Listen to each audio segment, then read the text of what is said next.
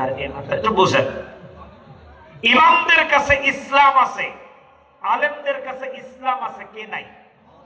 ক্ষমতা নেই। আর যারা এতদিন ক্ষমতায় ছিল তাদের কাছে কি নাই? ইসলাম নাই। এই তো সহজে বুঝেছেন। আমাদের কাছে ইসলাম আছে, ক্ষমতা না থাকার কারণে ইসলামটাকে ন্যায় ইনসাফ প্রতিষ্ঠিত করতে পারছি না। আর যাদের কাছে ক্ষমতা ছিল তাদের কাছে যদি ইসলাম থাকতো তাহলে এই দেশে সুদ ঘুষ চলতো না। তাহলে বোঝা গেল যে কোরআনের আইন বাস্তবায়ন করতে গেলে শুধু ইসলাম থাকলে চলবে না, সাথে কি থাকতে হবে? আরো জোরে বলেন, ক্ষমতা। আর এই ক্ষমতার নামটাই হলো রাজনীতি। এই রাজনীতিতে আপনার আসতে হবে। কথা কি বোঝা গেছে? সেজন্য আলেমদের জন্য রাজনীতিতে আসাটা এই মুহূর্তে অতীব জরুরি। ইমামদেরকে কোরআনের পক্ষে রাজনীতি করা অতি জরুরি। কারণ আজকের আলেমরা এই সেক্টর থেকে দূরে সরে যাওয়ার কারণে এই জায়গাটা বামরামেরা দখল করেছে। এই সময় যদি আমরা বলি যে হুজুর আপাতত রাজনীতির কথা হবে না, তাহলে রাজনীতি করবো কবে? আজকের যদি এই বাসোয়াড়ির চেয়ারম্যান যিনি আছেন আলহামদুলিল্লাহ ভালো, একজন মসজিদের ইমাম মাদ্রাসার সুপার যদি হয়, তার দ্বারা এই বাসোয়াড়িতে একটা অন্যায় কাজ করা সম্ভব হবে না। কথা বলেন না? মেম্বার থেকে শুরু করে একেবারে রাষ্ট্রপ্রধান পর্যন্ত যদি সৎ লোক চলে যায়, তাহলে বলুন তো বাংলাদেশের পরিবেশটা ভালো হয়ে যাবে না?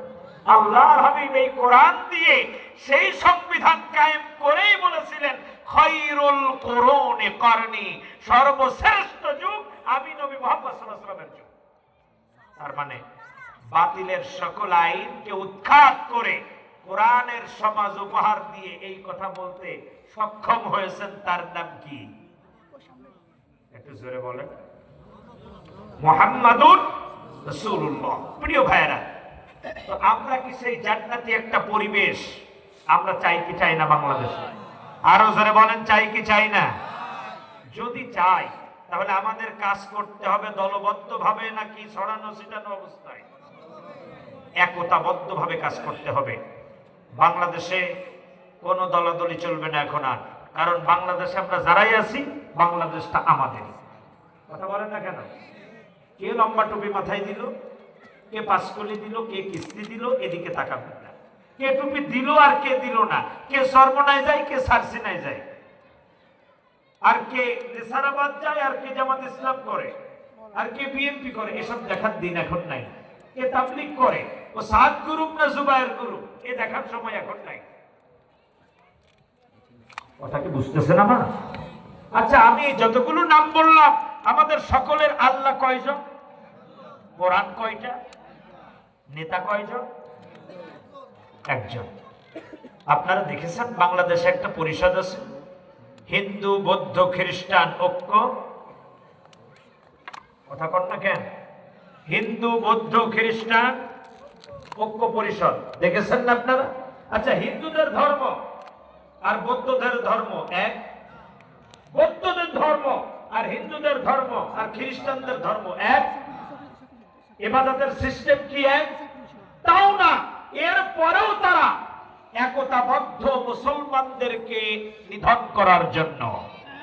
আর আমরা মুসলমান হয়ে কোরআন একটা, নেতা একজন, আল্লাহ একজন, সব সিজদা করি একদিকে, এত দলাদলি থাকবে কেন?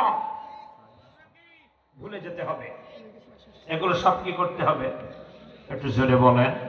সব ভুলে সোনার মানুষ করতে চায়। রাজি আছে কিনা? একটু জোরে বলেন। আর সেই সোনার মানুষ গড়তে গেলে আপনাকে আমাকে ফিরে আসতে হবে তিলকা আয়াতুল কিতাবিল মুবিন, কোরআনের কাছে। আমরা কি ফিরে আসতে রাজি আছি?